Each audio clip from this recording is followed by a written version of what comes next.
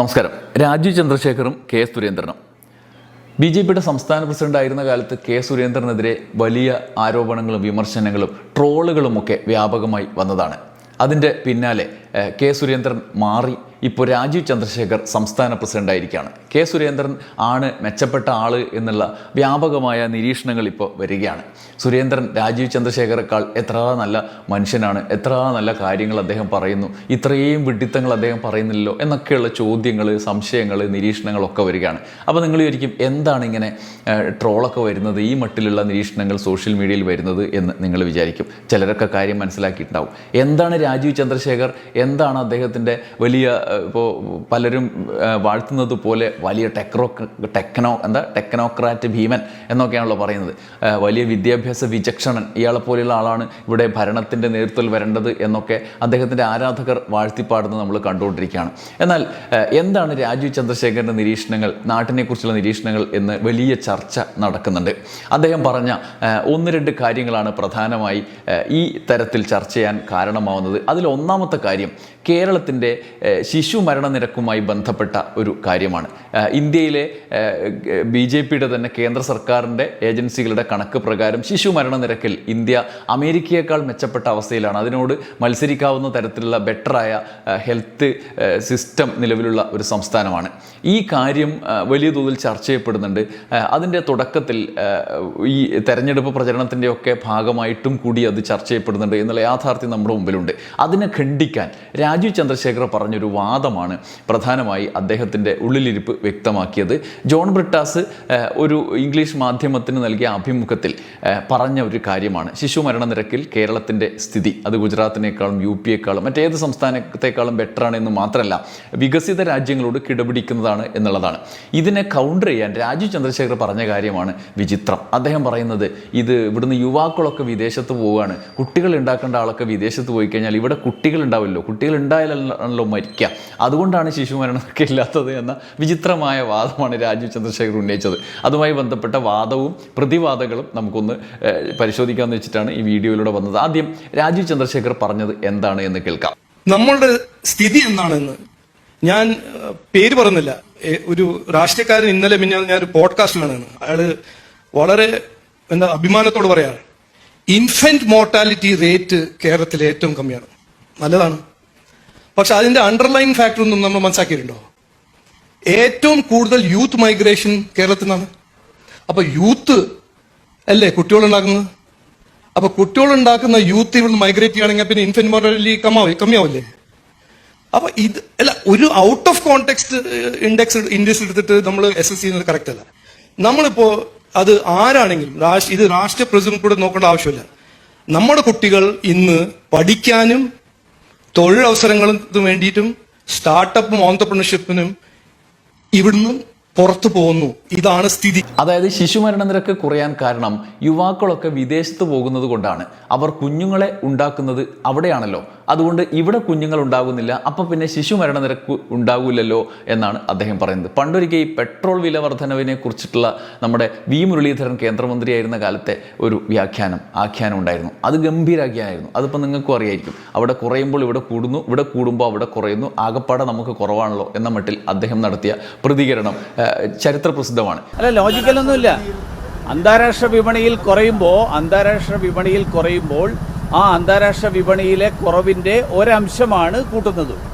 ആ അന്താരാഷ്ട്ര വിപണിയിൽ അത്രയും തന്നെ കൂട്ടുന്നില്ല. വി മുരളീധരൻ മുൻ സംസ്ഥാന പ്രസിഡന്റാണ്. അദ്ദേഹം കേന്ദ്രമന്ത്രി ആയിരിക്കുമ്പോഴാണ് ഇത് പറഞ്ഞത്. എന്നാൽ രാജീവ് ചന്ദ്രശേഖർ മുൻ കേന്ദ്രമന്ത്രിയാണ്. അദ്ദേഹം സംസ്ഥാന പ്രസിഡന്റ് ആയപ്പോഴാണ് ഇത് പറഞ്ഞത്. അപ്പോൾ കേന്ദ്രമന്ത്രി ആകുന്നതോ സംസ്ഥാന പ്രസിഡന്റോ ആകുന്നതോ അല്ല ബി.ജെ.പിയുടെ ഇത്തരം നേതാക്കളുടെ ക്വാളിറ്റി. അത് ഏതായാലും അങ്ങനെ തന്നെയാണ് ഏത് എപ്പോഴാണ് എങ്ങനെയാണ് എന്നുള്ളതല്ല, എവിടെ ഇരിക്കുമ്പോഴും അങ്ങനെ പറയേണ്ട നിർണായക ഘട്ടത്തിൽ അവർ പറയും എന്നാണ് പറയുന്നത്. രാജീവ് ചന്ദ്രശേഖറിൻ്റെ ഈ പറച്ചിലിന് കാരണമായ പ്രധാന വാദം ഉന്നയിച്ചത് ജോൺ ബ്രിട്ടാസ് ആണ്. അദ്ദേഹത്തിൻ്റെ വാദത്തിൽ നിന്ന് തന്നെ നമുക്ക് ഈ വീഡിയോയുടെ അടുത്ത ഘട്ടത്തിലേക്ക് കടക്കാം, അതിനുശേഷം പ്രതികരണത്തിലേക്ക് കടക്കാം. ബ്രിട്ടാസ് പറഞ്ഞത് ഇങ്ങനെയാണ്. The infant mortality rate in Kerala it is 5. It's better than the US also. In US it is 5.5. In the model state of Uttar Pradesh it is 37. National average is 27. What is that we need to take from Modi's Uttar Pradesh or Modi's Gujarat or Bihar? What should we learn from BJP. Brittas അത്യാവശ്യം north ഇന്ത്യയിലൊക്കെ ശ്രദ്ധ കിട്ടുന്ന ഒരു നേതാവാണ്. രാജ്യസഭയിൽ അദ്ദേഹത്തിൻ്റെ പ്രഭാഷണങ്ങളൊക്കെ നമുക്കറിയാം. യൂട്യൂബിലൊക്കെ നോക്കിയാൽ ഹിന്ദി ചാനലുകളൊക്കെ ഭയങ്കര ഹിറ്റാണ്. അതിൻ്റെ ഒരു സ്വീകാര്യത ബ്രിട്ടാസിൻ്റെ വാദങ്ങൾക്കും നോർത്ത് ഇന്ത്യയിലൊക്കെ കിട്ടും. ആ ഘട്ടത്തിലാണ് കേരള സ്റ്റോറി 1, 2, 3 ഒക്കെ ഇറക്കി കേരള വിദ്വേഷ പ്രചരണം അവിടെ ഘോരം നടത്തുന്നതിനിടയിലാണ് ബ്രിട്ടാസിൻ്റെ ഈ വാദം ആ മേഖലയിലൊക്കെ ചർച്ചയായി മാറിയത്. അതിനെ കൗണ്ടർ ചെയ്യാൻ ഇവിടുന്ന് തന്നെ ഒരു പ്രധാനപ്പെട്ട നേതാവ് ഇംഗ്ലീഷിലും ഹിന്ദിയിലൊക്കെ സംസാരിക്കുന്ന ഒരാൾ, അല്ലെങ്കിൽ ഇംഗ്ലീഷ് തന്നെ പെർഫെക്റ്റായി സംസാരിക്കുന്ന ഒരാൾ വേണം എന്നുള്ളത് കൊണ്ടാണ് ബുദ്ധിമാനായ രാജീവ് ചന്ദ്രശേഖറിനെ തന്നെ രംഗത്തിറക്കിയത്. രാജീവ് ചന്ദ്രശേഖർ നേരിട്ട് തന്നെ രംഗത്ത് വന്ന് ഈ കാര്യം വിശദീകരിക്കുകയും ചെയ്തത്.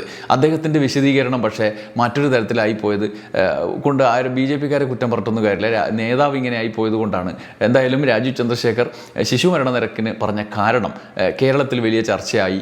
പി രാജീവിനെ പോലുള്ള ആളുകൾ പ്രതികരണവുമായി ബന്ധപ്പെട്ട് രംഗത്ത് വന്നു. പി രാജീവ് പറയുന്ന മറുപടിയിൽ നമുക്ക് അദ്ദേഹത്തിനെതിരായ പ്രതികരണങ്ങളിൽ പ്രധാനപ്പെട്ട ചില പോയിന്റുകൾ കണ്ടെത്താൻ കഴിയും.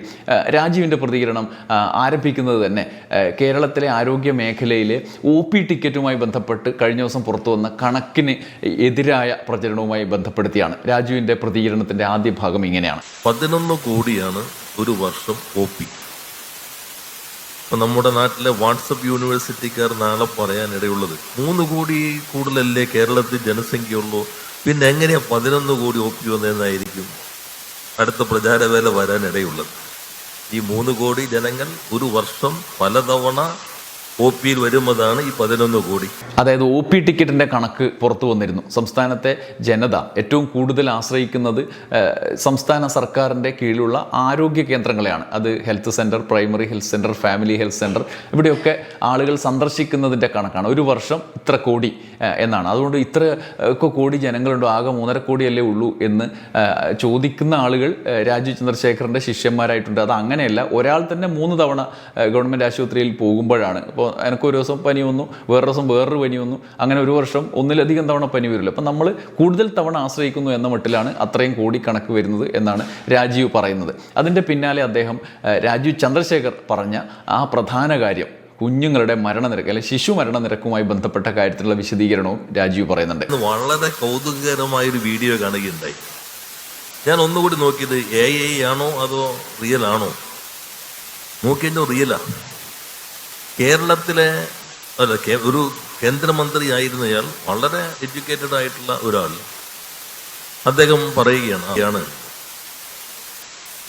ഇൻഫാന്റ് മോർട്ടാലിറ്റി റേറ്റ് 5 എന്നുള്ളത് ചിലർ അഭിമാനപൂർവ്വം പറയുന്നുണ്ട്.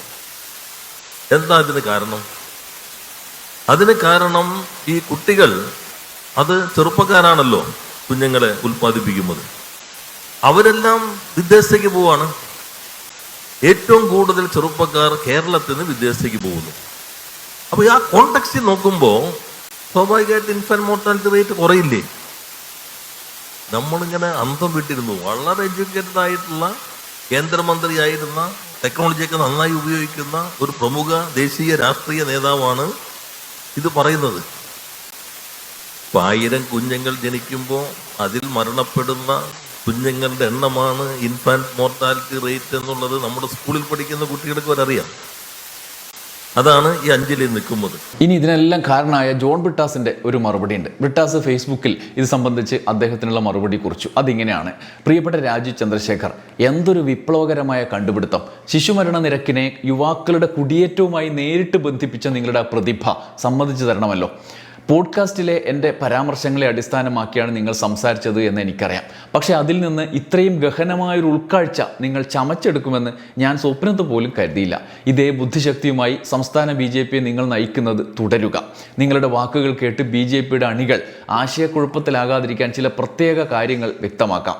ഒന്ന്, ശിശുമരണനിരക്ക് എന്നത് ഒരു വർഷം ജനിക്കുന്ന 1000 കുട്ടികളിൽ 1 വയസ്സിന് താഴെ മരണപ്പെടുന്നവരുടെ എണ്ണമാണ്.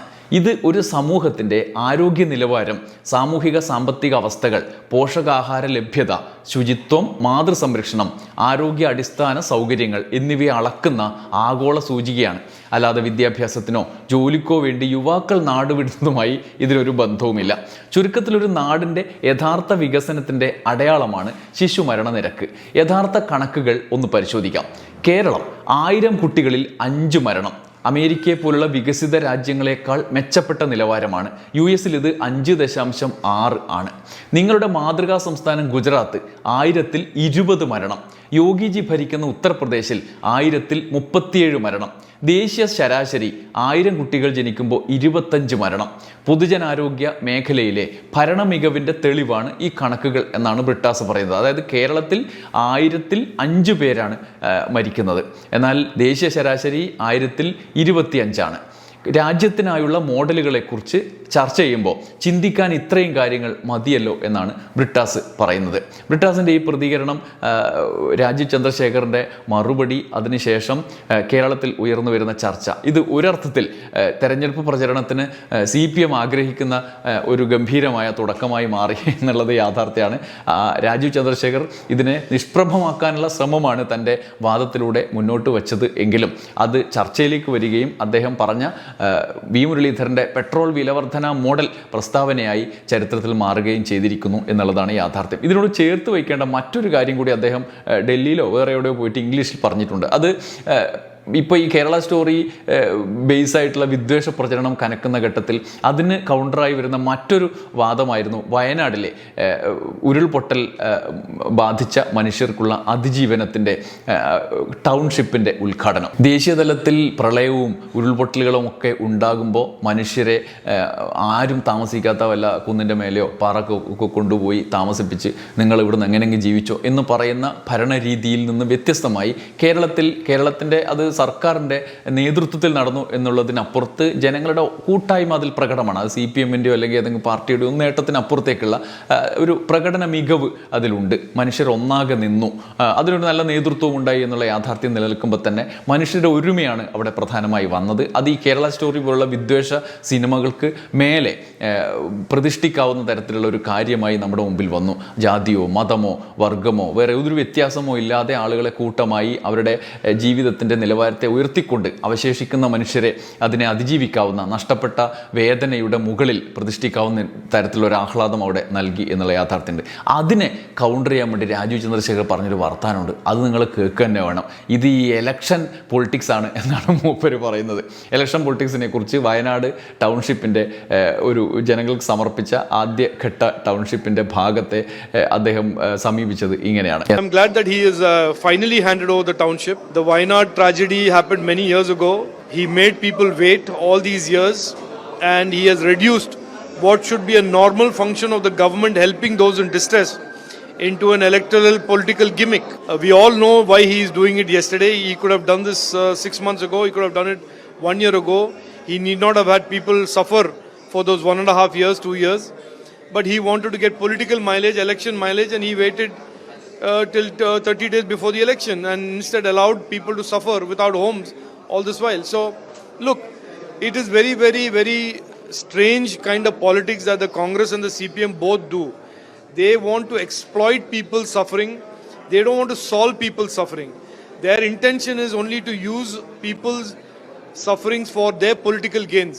And that is the kind of politics that we need to change in Kerala. എന്തായാലേ കേന്ദ്രം ഭരിക്കുന്ന പാർട്ടിയുടെ സംസ്ഥാന പ്രസിഡന്റിൻ്റെ വാദങ്ങളാണ് ശിശുമരണ നിരക്ക് മുതൽ വയനാട് അതിജീവിതരായ മനുഷ്യരുടെ അവരോടുള്ള സമീപനം വരെ ഇങ്ങനെയൊക്കെയാണ്. അതുകൊണ്ട് രാജീവ് ചന്ദ്രശേഖർ പറയുന്നത് പോലെയാണ് ചെയ്യേണ്ടിയിരുന്നത്.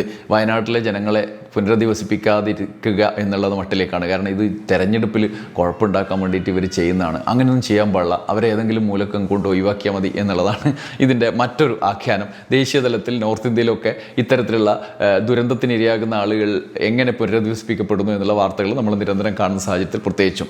എന്തായാലും വി മുരളീധരൻ്റെ പെട്രോളിയം വാദം, രാജീവ് ചന്ദ്രശേഖറിൻ്റെ ശിശു മരണനിരക്കുമായി ബന്ധപ്പെട്ട വാദം, വയനാട് പുനരധിവാസവാദം, എന്തായാലും രാജീവ് ചന്ദ്രശേഖർ തന്നെയാണ് മുന്നിട്ട് നിൽക്കുന്നത്. അതുകൊണ്ടുകൂടിയാണ് കെ മുരളീധരനെയും രാജീവ് ചന്ദ്രശേഖരനെയും ഓർക്കുമ്പോൾ, ഇപ്പോൾ രാജീവ് ചന്ദ്രശേഖരനെ ഓർക്കുമ്പോൾ പ്രത്യേകിച്ചും പലരും കെ സുരേന്ദ്രൻ എത്ര ഗംഭീര കക്ഷിയായിരുന്നു എന്ന് ആവർത്തിച്ച് പറയുന്നത്. നമുക്ക് ഇനിയുള്ള ഇമാതിരി വാദങ്ങൾക്കായി കാത്തിരിക്കാം. ചിരിക്കാൻ ഇഷ്ടംപോലെ വിഷയങ്ങൾ തെരഞ്ഞെടുപ്പ് കാലത്ത് ഇനി വരാനിരിക്കുന്നതേ ഉള്ളൂ എന്നുള്ള ആകാംക്ഷ പങ്കുവെച്ചുകൊണ്ട് നന്ദി, നമസ്കാരം.